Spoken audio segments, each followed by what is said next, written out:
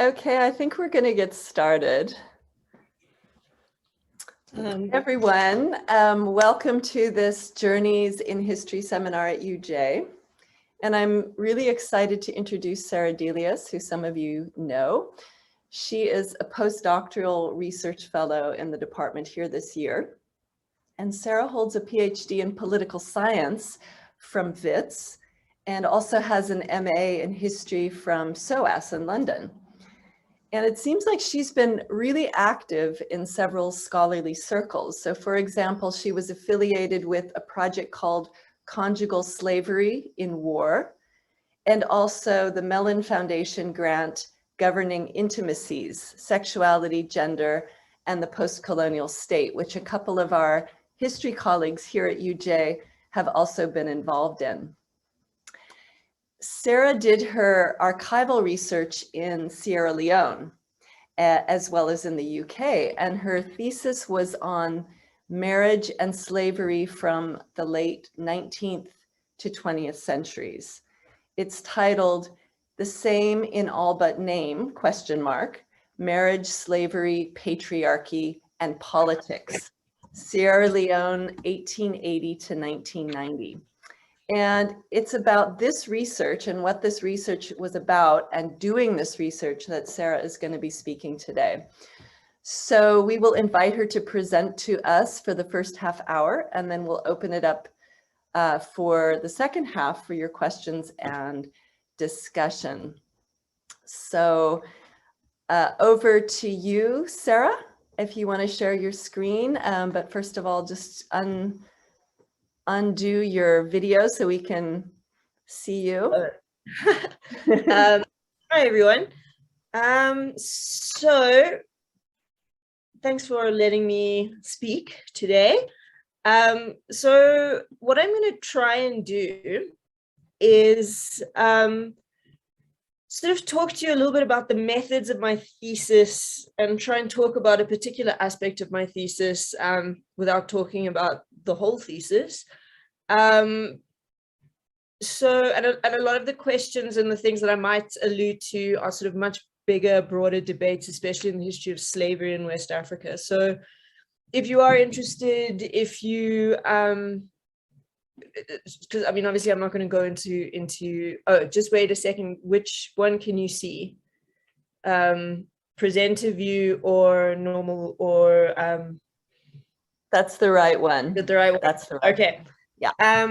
So, you know, I'm probably going to allude to certain things that not everyone is, you know, aware of, especially to the students who haven't sort of done West Africa in huge amount of detail. So if you are interested, or if you are sort of more interested in those debates, then sort of feel free. But I definitely won't have half an hour, like more than half an hour to explain some of those things. So what I'm going to kind of be talking about, I think, is just sort of giving a sense of the research I did, how I did it, and specifically I'll talk about some of the theorists of archive, of sort of being in the archives and doing archival research that sort of really helped me.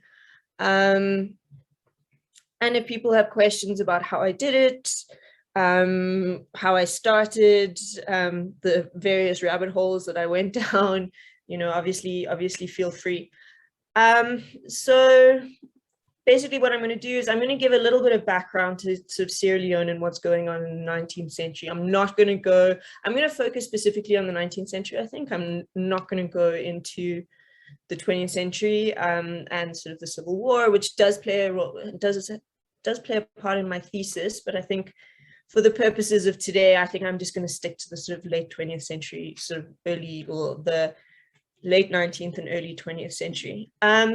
So just to give you a little bit of a sense where Sierra Leone is for people who may not be aware, because it's quite a small little place in West Africa.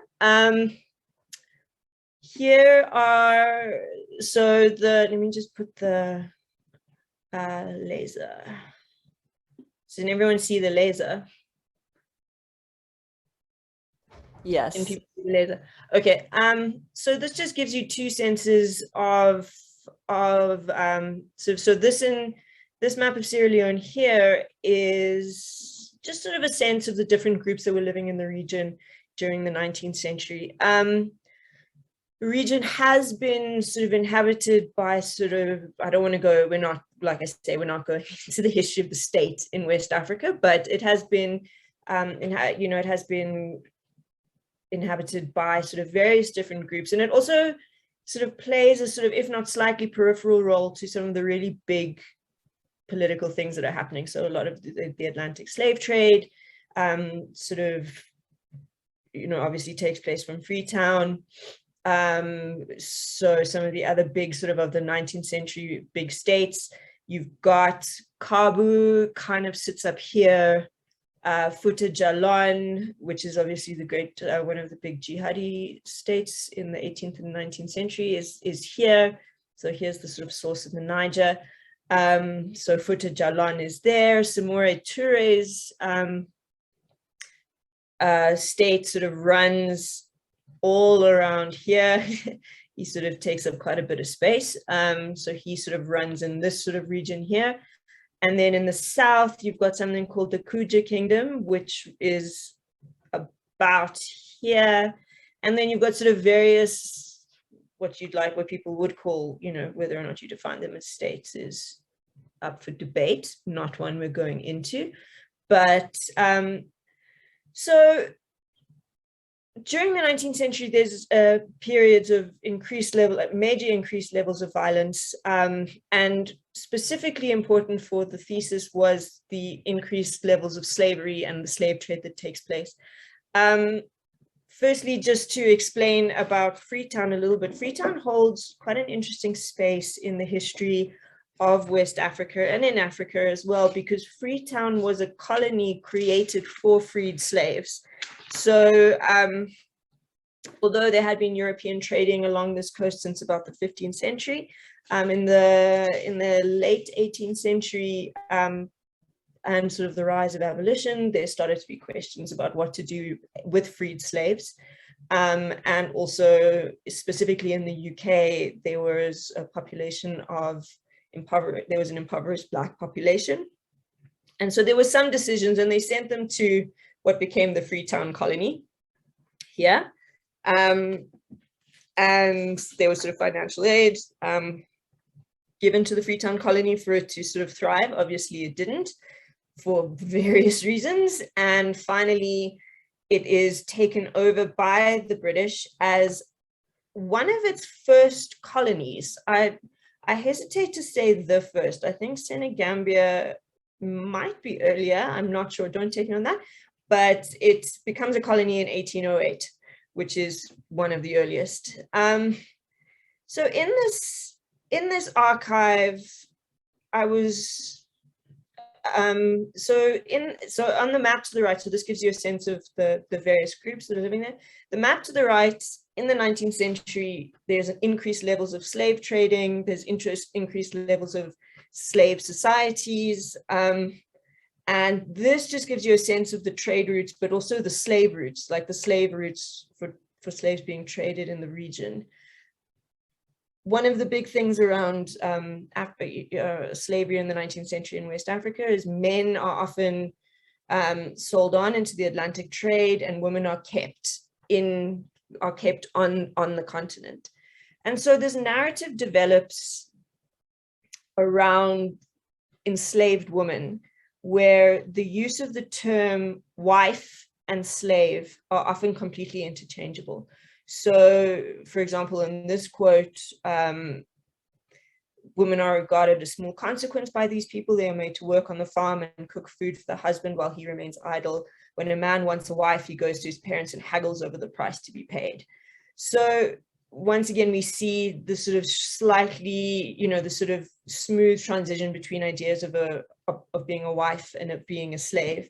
Obviously the most prominent one is the quote that my thesis is based on, which is in a commission of inquiry after an uprising in the late 19th century.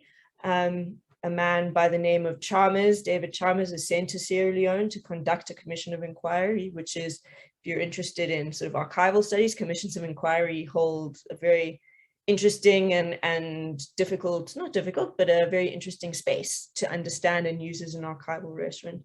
So Chalmers asks, was there any distinction between the position of a wife and slave? And Captain Carr, who was part of the frontier police, and he also then became a district commissioner, answered that the difference is in name only.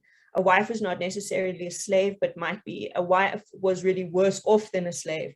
A man could kill his wife, and flogging was very usual. So, and throughout the archive, you see this sort of slippage between the two. The reasons are complicated, and I'm going to try and, if people are interested to ask me about them in the questions, they're more than welcome. And there are many reasons for this, but I think I'm specifically going to focus on sort of discuss more about the archival factors. So yes, if anyone is interested, please ask. But within the spaces, trying to understand, I think what I was trying to get to by alluding to the differences between wives and slaves is how would women themselves identify, and trying to answer that question, and how do women understand their positionality within society, within the household, and what kind of actions do they take in order to change that. So that was kind of the questions I was looking at, trying to understand how women negotiate both freedom and unfreedom within sort of a patriarchal society, and how things like colonialism play into that, how things like patriarchy play into that. So to do that, obviously, the only way to do this, because I'm looking at the late 19th century, was through the archives. And there were various archives that I used. I used sort of colonial ethnographies. I used, obviously, the colonial records and colonial archives in London, and I went to Sierra Leone. Quite a lot of immersive ethnographic PhDs written in the late 50s, early 60s that were quite helpful. And what we find in the archive is, and this is something that I really wanted to unpack, because it was quite difficult and I didn't quite know how it played out at the beginning, was part of the reason there is this slippage between wife and slave is because women are continuously running away. And if they were enslaved women, their masters are not going to say, our slaves have run away to the abolitionist British. They're going to say, my wife has run away. Seemingly, in terms of, for example, if a woman if a wife ran away, and she would be returned to her husband, but if then she could prove that in fact she was enslaved, then she would be granted her freedom and she wouldn't come back. So it does sort of allude to questions of agency, women's agency, questions of voice, that are quite difficult to unpack, and what I really wanted to get to terms with. I know I'm doing a fairly poor job of sort of summing up the context, but given time constraints, I'm probably not going to be able to. But like I say, if you are interested, please just ask me afterwards in the question. So these are some of the evidence of women running away, and you have these chiefs writing to the British saying, stop allowing our wives or enslaved women to run away to Freetown, where they would be freed. So this one was my favorite, from this chief over here, who was sort of on the border between Liberia and Sierra Leone, who wrote a letter to the Dean of Chester saying, "Oh, you good Englishmen, God bless you. You do not know the wrongs here. You do not know the number of tears your countrymen have shed here. You do not know the multitudes of maids whose hearts have been made to break." And then on the other side, a chief who had recently been robbed of his canoe by his wives, who had run away to Freetown.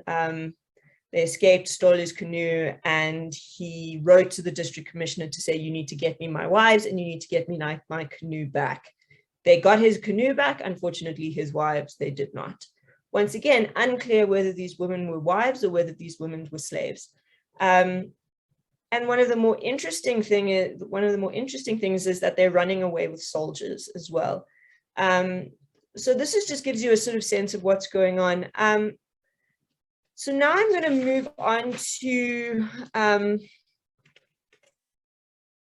sort of how I sort of try to deal with these ideas within the archive, and just to give you a sense of how difficult. This was written in a commission of inquiry in the 1950s, where clearly the clerk taking notes was getting very bored. And it just gives you a sense of the kind of issues that you're dealing with, and also the lenses that are being refracted, that colonial documents are being refracted through. So in his notes, firstly, he wrote, A.J. Leveridge who was the clerk, is one of my enemies, because firstly, this writing was illegible, to the point that I, in fact, ended up giving up with this document, because it was taking me so long that in the end it was about 700 or 800 pages, and in the end I think I sort of got halfway before I realized I was going to run out of time. But as you can see, he took notes. He said rubbish, lunatic, blah. This one's my favorite. Basil Bangura is absent, and I don't blame him, which was also high. So I think this is just an interesting way of looking at the archives themselves. So the Sierra Leone archive, just to give you a sense, all of these pictures were taken in the Sierra Leone archive. As you can see, it's fairly run down. It's fairly difficult to get anything done. So these here are the stacks. So I was free to wander around all the documents. Let me just go back and give you a sense, to walk around all the documents, to really sort of get into the archive, which I think is a privilege that not a lot of people are granted, because, and in some ways, this was to my benefit, is me and another woman who were there reorganized the whole of the upstairs area. So this neat, as you can see here, this was the reorganized version. And you can see the documents are not in great condition. So this is also a version of the reorganized version of the stacks. Here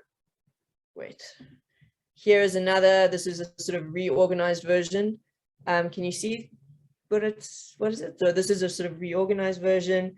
And so, wait, hold on, now I've lost. Let me go back to where I was. So yeah, so I was quite lucky in the sense that I really got to sort of get into the archives and go through lots of documents, and I think that was really helpful.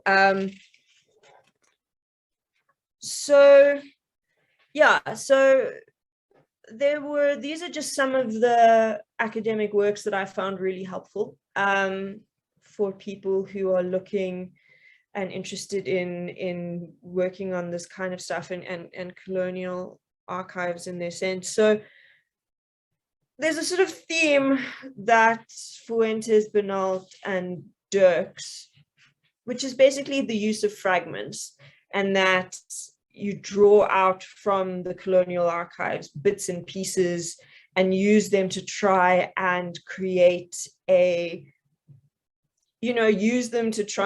bigger picture. So I'm going to read you some quotes, actually, because I think that they can probably say it better than I can. So Bernalt says that when she went in to look at the archives in Congo Brazzaville, she says, I tried to look at each of these odd elements as a macrocosm rather than a microcosm. A microcosm is bounded and has some sort of internally logic and cohesion. A macrocosm is full of holes, incoherence, and the surplus of information. When I elaborate from curious fragments and findings, my strategy is to link the particular to the general by seeking the densest and most complex connection possible. I also need to leave the story in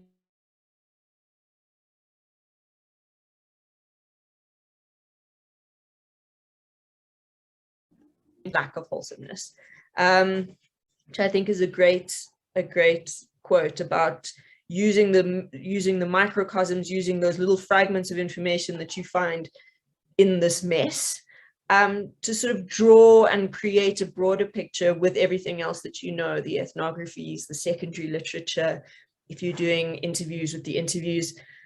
But there is something specific about colonial archives, and that is that the voices of the women that you're trying to understand and unpack are very much almost covered up by a colonial taint, which is that the documents you're using are in many ways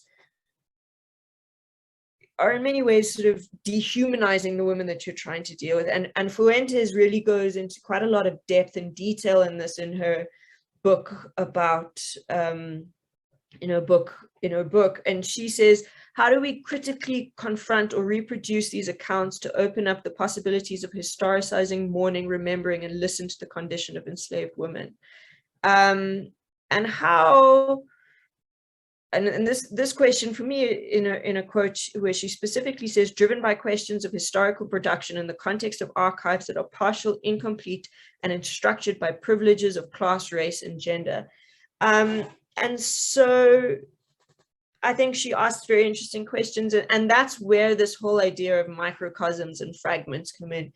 Dirk's in Autobiography of an Archive, when using colonial documents to try and reconstruct an ethnography of pre-colonial India, says that every time he saw words like barbaric, native, uncivilized, that those were the things, even though highly problematic and racist, quoted in these languages, were probably points that actually really illuminated the richness of the culture that these people were deriding. But I think the most important work for me was the work of Toledano, As of Silent and Absent, The Blonde of Enslavement in the Islamic Middle East. And he talks about action, and that that the recovery of voice isn't necessarily about what people are saying. And that is what is difficult in the archive. But what we can get a real sense of in the archive is, what are people doing? In the case of my research, is women are running away, as I've said. And so I'm going to read you a couple of quotes by Toledano, just because I think they're really, really helpful and were really useful to me, and really did in many ways shape the methodology of the thesis. The thesis. He argues that actions speak louder than words should be the central mantra of any historian conducting historical research, and that while evidence of what slaves said is limited, what enslaved people did is abundant. In order to reconstruct experiences, action and intention are almost inseparable. And then this is the quote: we shall first try to establish what enslaved individuals did, but immediately ask the question, what did they intend by so acting? What did they want to achieve by their deeds? Since actions are not always intended and intentions are not always followed by corresponding actions, we shall try to weigh all the options available to a specific enslaved person at the time of his or her actions, look at the choices they made, and attempts to assess their motive. And another point he makes is this idea of commission and omission. So it's also a question of what people didn't do. So, example, in the case of Sierra Leone, why are some enslaved women are running, but then why are some enslaved women not running away? And obviously questions about children become very important. once again, the tension over wives and slaves, you see a lot in custody battle cases, where if a woman is defined as a wife, she has no custody over the child, and she has to leave the child behind. If she can define herself, if she can prove to the court she's a slave, however, she holds custody of the child. So there's another way in which women are both attempting, women are working within the space, also further complicates the way these two terms sort of overlap. However, Toledano, once again, I'm going to read this quote to you. For this kind of puzzle to work, social historians will always need to use their imagination, albeit with due circumspection, to travel the distance between their own time and space and those inhabited by the people they study. We need to constantly move between careful readings of the text, which we need to do with eyes wide open and critical eyes, and imagining the actual lives of the women and men who we dealt, for which we often need to close our eyes. And I think what he points out, which I think is really helpful, is that this using of action and to recover people's voices and to try and understand what they're doing and why they're doing is a really interesting way to deal with some of the issues that Fuentes brings up in her discussion about how we deal with how do you reconstruct the voices of women who've been buried under sort of racist colonial rhetoric and narrative. She also, in her book, has really interesting ways that she gets around it. She works on slavery in the Caribbean. She, for example, uses runaway posters to reconstruct, because they have detailed descriptions of the women, and specifically they have detailed description of scars, detailed descriptions of bodies, in some places sort of all tattooing and that kind of thing, and uses that to kind of reconstruct violence, reconstruct women's lives, and reconstruct sort of ideas around, female slaves. Anyway, so I'm going to stop there. Yeah, I don't know how to stop sharing my, sorry. Sorry.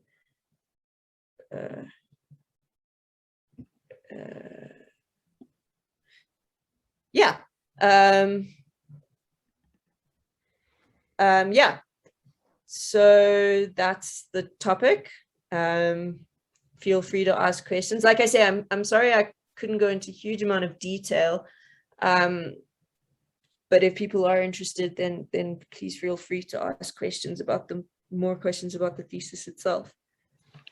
That's great. I will take questions from the floor. You can stick your hand up like I see Stephen doing, or you can write something in the chat and I will call on you. Stephen, go ahead. Oops, there we go.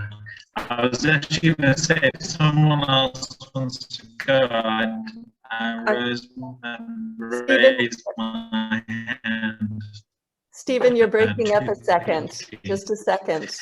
Give it a second. I'm happy for someone else to go first. Sorry, I'm going to turn off my. How's that? Yeah, that's much better. I think. Yeah, okay. Keep it off. Go ahead. No, go ahead and ask your question. Yeah, I was actually just going to ask Sarah, what's it like? I think our students would be interested to know. You're quite unusual for a South African historian not doing research on South Africa. So I was curious to hear what your experience of being in that position has been like, as far as maybe in terms of kind of scholarly community or similar. Should we do a few questions, or I mean, I think, yeah, I mean, there aren't very many West Africanists in South Africa, but I mean, it is useful. I think it is nice because it's allows for conversation across various sort of, it's I think it just sort of adds to a conversation. The one thing that was difficult for me, and I think this really structured the way that I did my archival research, was that I didn't have permanent access to the archive. So I had 9 months in total. I spent about 7 months in the UK and spent 3.5 months in Sierra Leone. So I had one shot. Essentially, in the UK, I could go back, but I had one shot in Sierra Leone to get everything that I needed. And so I think that created a bit of difficulty. And even now that I'm going through my archive, I have to sort of keep a list of all the things that I didn't get that I need to get the next time I go, which, you know, who knows when that'll be. Hopefully end of this year, beginning of next year. So I mean, that's a challenge, and I think that really did, that sort of sense of urgency and only having a limited amount of time really did shape the way that I did the research. So my basic thing is photograph absolutely everything and go through it later, so it was very much a quantity over quality. Also, another funny story was that as I was getting used to the handwriting, I got confused between the words salary and slavery, which were quite close together. So I have reams of photographs on salaries in sort of late 19th century Sierra Leone, and very little on slavery.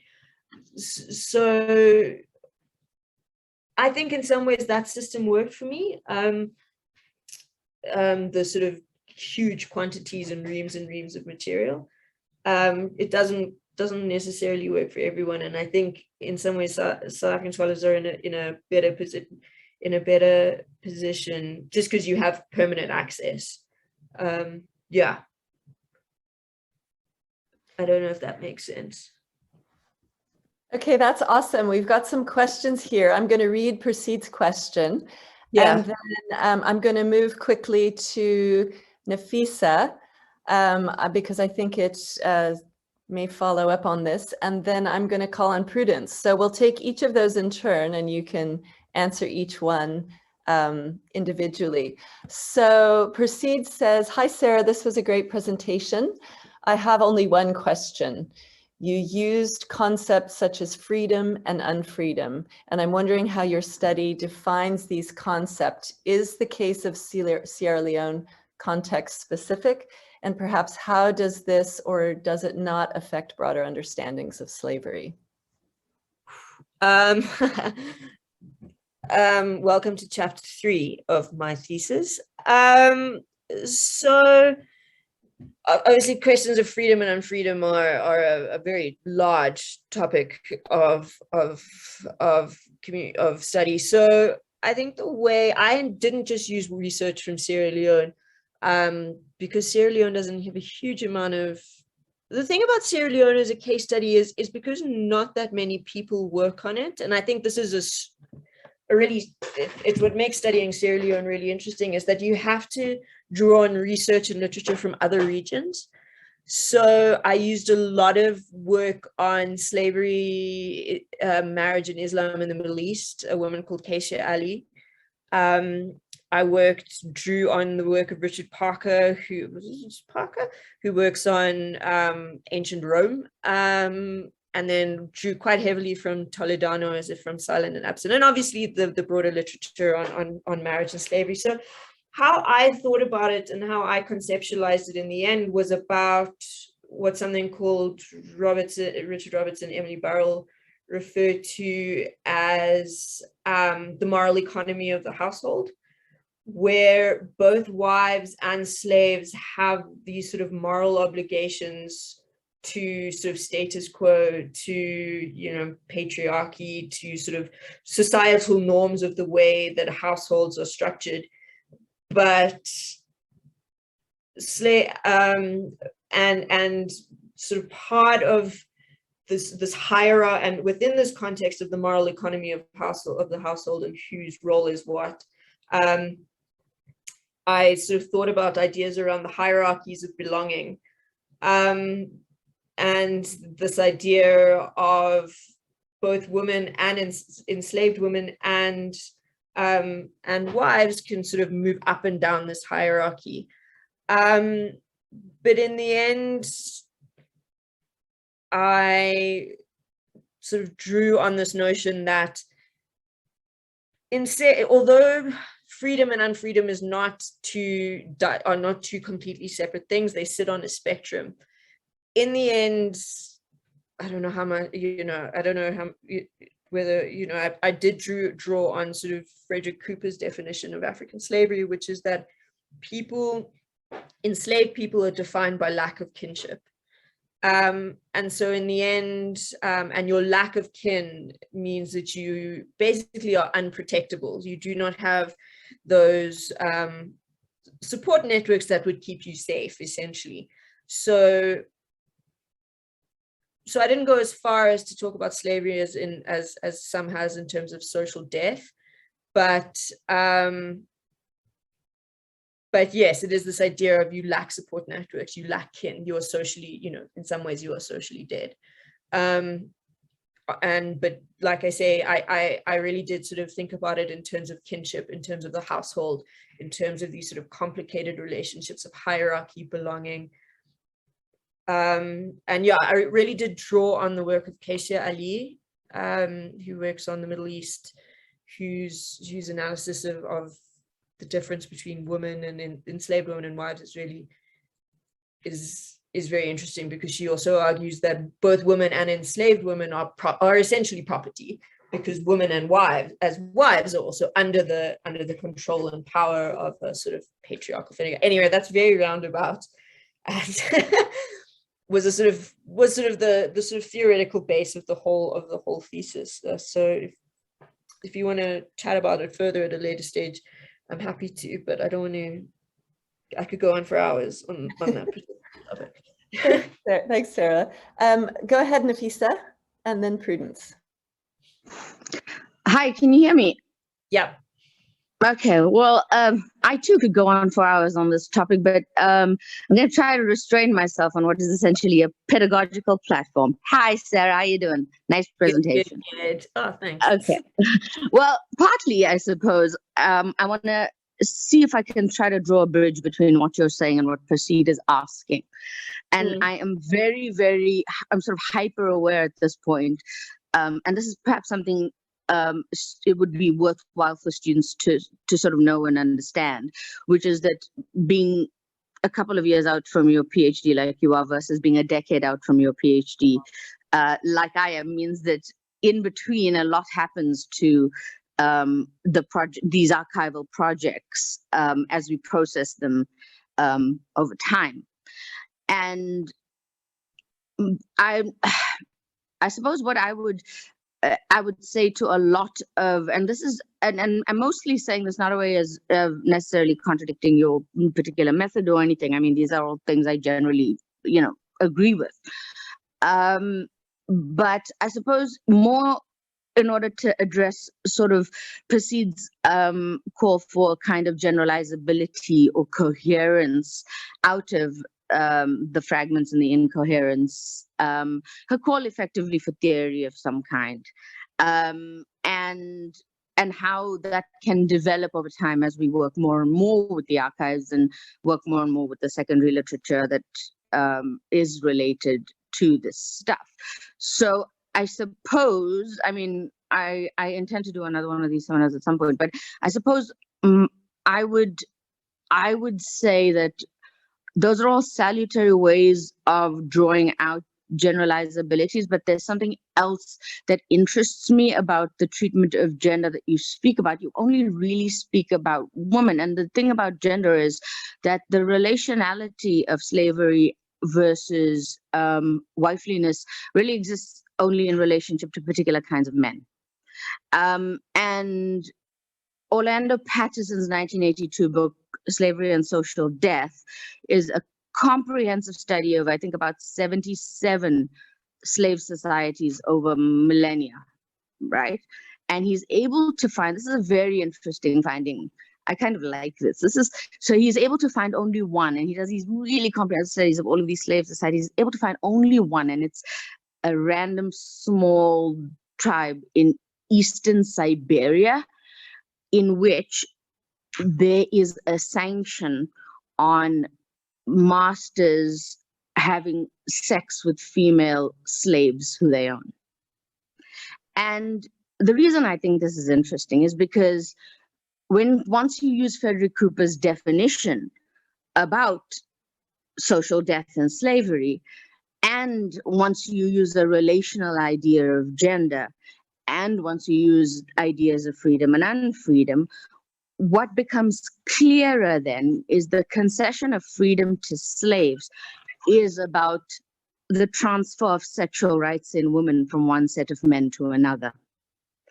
And the creation of social life and the creation or the re-endowment of social life from social death is about giving people, especially men, rights over reproduction.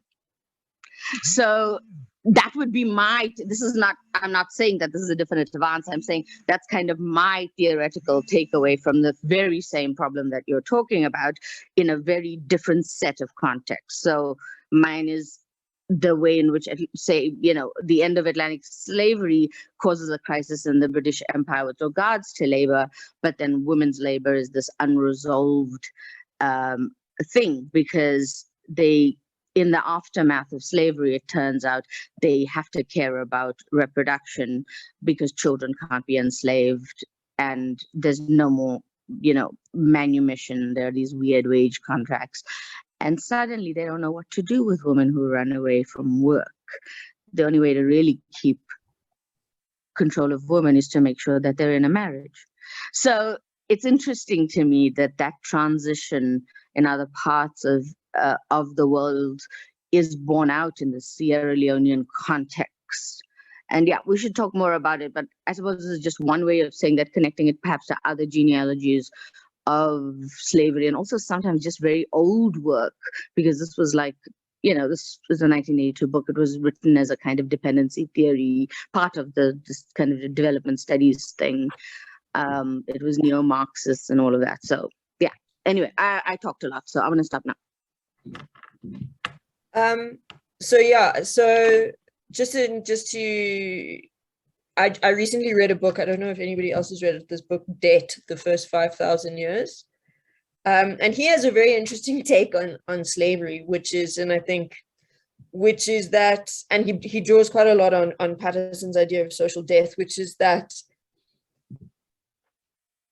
either you were, it's quite sort of reductionist maybe, but I just thought it was an interesting way of thinking about it, which is that your life is forfeit to somebody else. So, you're either enslaved or you're murdered.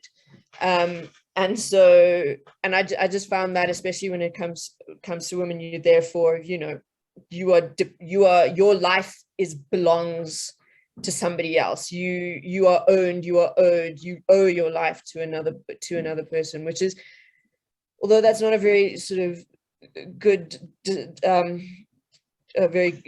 I'm not explaining it particularly well, but his work and how he sort of draws ideas around obligation and debt, and sort of draws upon, yes, that one, the book Debt, The First 5,000 Years, is what I'm sort of looking at now to try and add a little bit more to my ideas of obligation and slavery and enslavement, especially when it comes to the end of the end of the Atlantic slave trade and the sort of the rise of the sort of mercantilist state in West Africa, and the shift to legitimate commerce and how that affects enslaved peoples and in these sort of big agrarian societies that develop.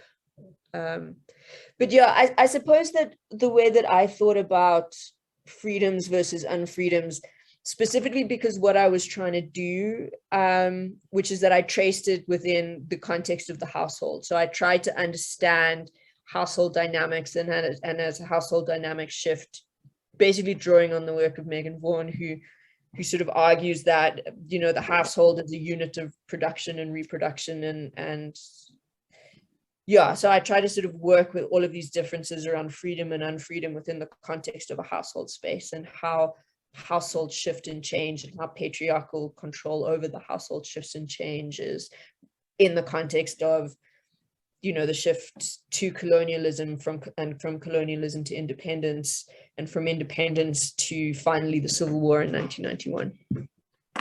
I hope that was useful. I just yeah. It's all very cool. It's it's severely interesting to me, the entire context, because I know nothing about Sierra Leone, and yeah, you clearly know a huge amount about it. This is very, very interesting. Thank you, Sarah.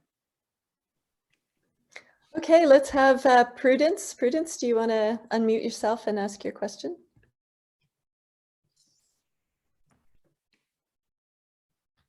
Hi, Sarah. Nice presentation, and thank you, considering that I'm not very familiar with the history of Sierra Leone. So I have two questions. Regarding that question of the difference in position between a wife and a slave, I'd like to know if in your findings, is there any indication that maybe a wife preferred to be a slave instead, due to this distinction in positionality and the possible treatment that came with being a wife, such as the casualties that might have been involved? Because this sounds like a complex issue to me. And my second question is, how was your experience of reorganizing those archival documents that seemed very messy to me? I mean, considering how fragile documents can be, archival documents can be. Thank you. So I think that's what was so interesting, just in terms of your question about the difference between wives and slaves, is in some ways there is a difference. There is a theoretical difference between enslaved women and wives in the context of Sierra Leone. And basically that difference is, if bride wealth was paid, you're a wife. If bride wealth was not paid, you are an enslaved, you are a concubine, you are an enslaved woman. So in theory, there is a difference, there is a very clear-cut difference. However, in practice, it becomes much, much more complicated. And I didn't get into the British involvement in abolition in Sierra Leone specifically, and one of my major findings of my thesis was that the British basically condoned and endorsed the slave trade up until the 1950s. Slavery was only abolished in Sierra Leone in 1930. So there are all of these other issues around abolition, and the British trying to pretend that slavery doesn't really exist in Sierra Leone.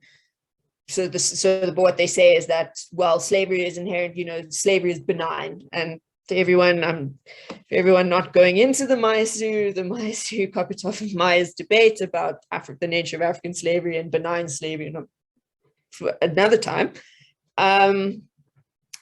So they're basically saying that because slavery is still legal, but it's not really slavery because slaves are treated very well. And so there's that whole aspect to it as well, which I didn't really get into. But so part of the problem with issues of marriage and slavery is that there is a difference, but yet people use the differences and use the similarities and co-opt those things to further their own aims. And what I found particularly interesting is when women co-opt the terms to further their own aims. So in contexts where it is better to be a wife, women will be a wife. Women will claim that they were wives. In the context where it is better, it's more advantageous to be an enslaved woman, women will claim to be an enslaved woman. Specifically, and then it becomes even more complicated, because then as you move over more and more to a cash economy, bride wealth payments are no longer in kind, but in cash. So cash is, there is a financial transaction, but it isn't necessarily one of a transaction of property. So all of these things get sort of more and more confused. And I suppose what I found interesting in the end is less about the structural difference between the two, and there is a structural difference, but more about how these are being co-opted, and specifically why these are being co-opted. That's a very, very long roundabout question. Like I said, a lot of these sort of play into much, much, much bigger debates. And so, yeah, difficult to sort of try and sum them up very quickly. But yeah, that kind of is what I was sort of interested in is that there is a structural difference. People know the difference between, people know if women are enslaved, they know if they're a wife, but yet these terms are used and co-opted and used in specific ways to further personal and individual aims. The reorganizing of the Sierra Leonean archive.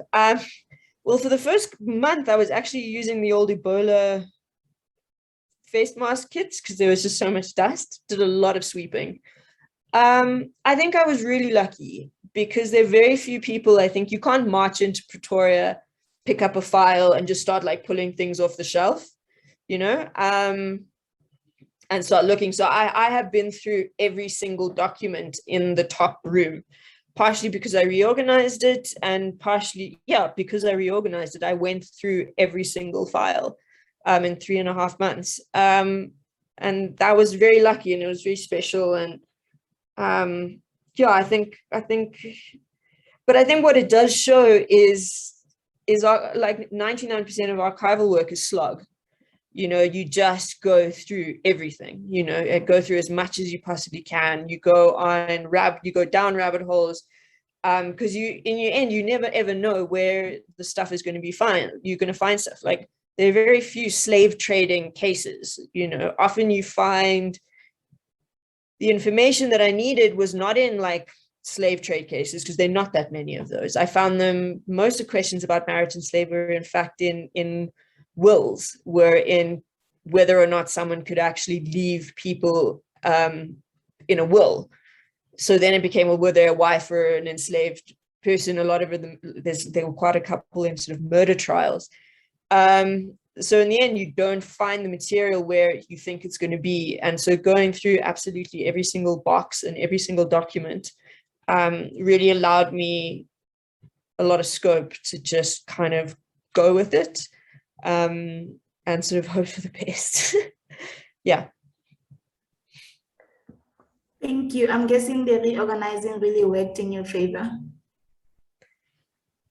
It did, but that's also just because of the way that I like archival research, which is just photograph absolutely everything and go through it afterwards, which works for some people, it doesn't work for others. Call that archival raiding. Yeah, exactly. And some people, some people that really works. And some people need to go through things much more. So in the end, it's what kind of historian, what kind of archival person you want to be. I found starting from the beginning and going onwards to the end, I found doing it chronologically the most helpful, which is I started at 1880 in both Q and in Sierra Leone and went straight through by date. That doesn't work for everything. That's what works for me. Wow. That sounds like a lot of work. I've actually got a very practical question, but I'm going to raise Amanda's question from the chat first. I think the question is really about these claims that gender inequalities and subjugation of women is a result of Western colonialism. And, you know, what does your research do to that kind of claim that's often made in the current moment? Yeah, I mean, I think what is very clear is patriarchy, and the creation of patriarchy is violent and subjugating of women, you know, almost universally. Yeah, I mean, once again, the question you ask, Amanda, plays into a much broader literature on slavery in Africa, which is whether or not slavery existed in Africa before the arrival of Europeans. So the work of Walter Rodney is particularly useful for this. In all societies throughout history, there are forms of dependency. There have been forms of pawnship. Like we say, there have been forms, you know, like the conversation me and Thembisa were having, you know, there are various forms of social death that have existed throughout history and in all societies. And you see them. In fact, there's been very interesting work on linguistic history. A man called Toby Green and his work in the Upper Guinea coast looks at linguistics and shows how even prior to the arrival of Europeans, you do have language that has indications of enslavement, of dependency, of pawnship.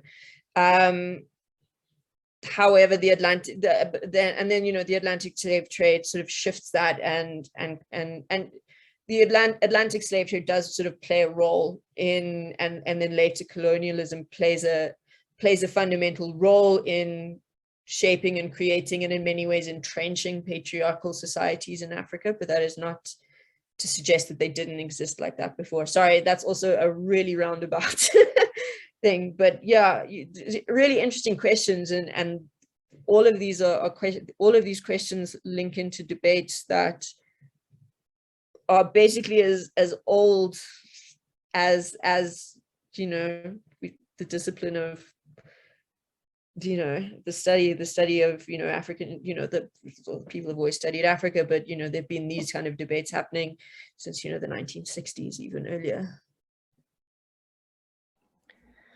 Well, since we started a couple minutes late, I'm going to ask one more question, and then I guess we'll have to say goodbye. But I think it might be interesting. I can't hear. Oh, can you hear me now? Yeah, now I can hear you. Okay. No, I was just going to ask whether your approach, Sarah, was, did you know what you were looking for before you went to the archives, or did you find your thesis topic after being in the archives, or was it a combination? How did you navigate that?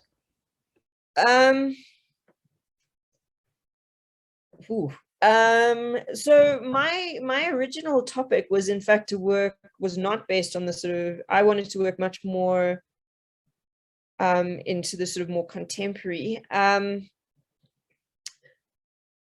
No, like I say, I went in, I went in with no expectations. I mean, I had done the secondary readings, you know, I had an idea of the kind of project that I wanted. But I had absolutely no idea of what the final product would be. Like I say, I went in and just photographed. Anything that looked even vaguely slightly related to marriage, salaries, not slavery, I just photographed. And then went through later, over a period of about 6 or 7 months, just sat there and just went through absolutely everything. And that's when I started seeing the patterns. Specifically, I didn't realize that, like, this idea of the differences in language and the way that people co-opt terms, even if they're not very nice terms. Like, for example, you know, why would anybody self-identify as a slave? I think I didn't realize that, and also the running away thing would end up playing as much of a central role in the thesis as it did. So yeah, I vaguely knew I wanted to do something about marriage and slavery and women being abducted during war, and that's about it. Yeah, that's so interesting, and that's really instructive too for many of us who you know, have students who have a general interest but may not know exactly how to form a thesis. So that's really wonderful. I think we'll end this seminar. Sarah, thank you so much for your presentation. This is a fascinating topic, and it's really a treat to hear something about West Africa for a change as well. We will be putting this video up on the YouTube channel, so those who missed it can still benefit from your discussion. So yeah. I'm suddenly thinking back to all of the sort of mumbling I did about my thesis. Yeah, but also it's great. Thank you, Sarah. It's also interesting how things have shifted even since I finished my thesis as well. So some of the stuff is sort of newer ideas. So even once you're done with the thesis, you still learn and find things. And yeah, so my takeaway is photograph everything and hope for the best. That's awesome. And I hope that students will and be able to speak to you more about, your work and for your research process. So thanks very much, everyone, for coming, and bye. See you again. Thank you, Sarah. Well done. Bye. That was great. Bye.